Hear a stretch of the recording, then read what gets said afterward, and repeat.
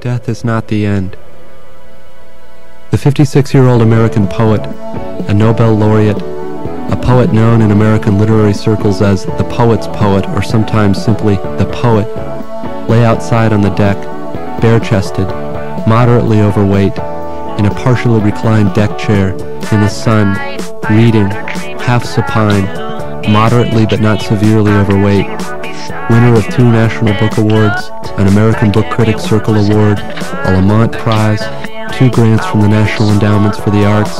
a Prix de Rome, a Lannan Foundation Fellowship, a McDowell Medal, and a Mildred and Harold Strauss Living Award from the American Academy and Institute of Arts and Letters, a President Emeritus of Penn, a poet 2 separate American generations have hailed as the voice of their generation,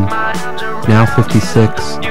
lying in an unwet extra-large Speedo brand swimsuit in an incrementally reclinable canvas deck chair on the tile deck beside the home's pool. A poet who was among the first 10 Americans to receive a Genius Grant from the prestigious John D. and Catherine T. MacArthur Foundation. One of only 3 American recipients of the Nobel Prize for Literature now living. 5'8", 181 pounds, brown, hairline unevenly recessed because of the inconsistent acceptance/rejection of various hair augmentation systems brand transplants. He sat, or lay, or perhaps most accurately just reclined, in a black Speedo swimsuit by the home's kidney-shaped pool, on the pool's tiled deck, in a portable deck chair whose back was now reclined 4 clicks to an angle of 35 degrees with respect to the deck's mosaic tile. At 10:20 a.m. on 15 May 1995, the 4th most anthologized poet in the history of American belles letters, near an umbrella but not in the actual shade of the umbrella, reading Newsweek magazine. Footnote: never the recipient of a John Simon Guggenheim Foundation Fellowship, however. Thrice rejected early in his career, he had reason to believe that something personal and or political was afoot with the Guggenheim Fellowship Committee, and had decided that he'd simply be damned, starve utterly, before he would ever again hire a graduate assistant to fill out the tiresome triplicate Guggenheim Foundation Fellowship application and go through the tiresome, contemptible farce of, quote, objective consideration ever again. Return to text. Using the modest swell of his abdomen as an angled support for the magazine. Also wearing thongs, one hand behind his head, the other hand out to the side and trailing on the dun and ochre filigree of the deck's expensive Spanish ceramic tile, occasionally wetting a finger to turn the page, wearing prescription sunglasses whose lenses were chemically treated to darken in fractional proportion to the luminous intensity of the light to which they were exposed, wearing on the trailing hand a wristwatch of middling quality and expense, simulated rubber thongs on his feet, legs crossed at the ankle and knees slightly spread, the sky cloudless and brightening as the morning sun moved up and right, wetting a finger not with saliva or perspiration, but with the condensation on the slender frosted glass of iced tea that rested now just on the border of his body's shadow to the chair's upper left and would have to be moved to remain in that cool shadow. Tracing a finger idly down the glass's side before bringing the moist finger idly up to the page, occasionally turning the pages of the 19 September 1994 edition of Newsweek magazine, reading about American healthcare reform and about U.S. Air's tragic Flight 427, reading a summary and favorable review of the popular nonfiction volumes Hot Zone and The Coming Plague, sometimes turning several pages in succession, skimming certain articles and summaries. An eminent American poet now 4 months short of his 57th birthday. A poet whom Newsweek magazine's chief competitor, Time, had once rather absurdly called the closest thing to a genuine literary immortal now living.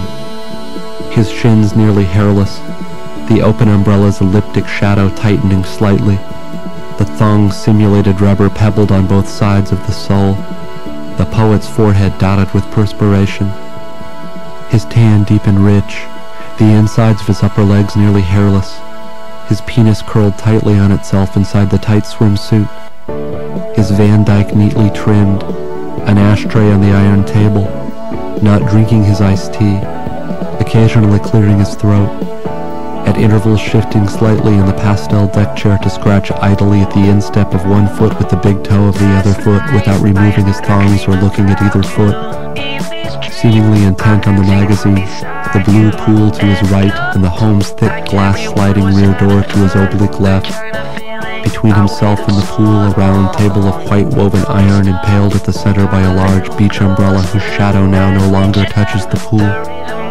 An indisputably accomplished poet,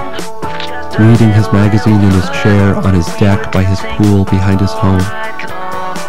The home's pool and deck area are surrounded on three sides by trees and shrubbery. The trees and shrubbery, installed years before, are densely interwoven and tangled and serve the same essential function as a redwood privacy fence or a wall of fine stone. It is the height of spring,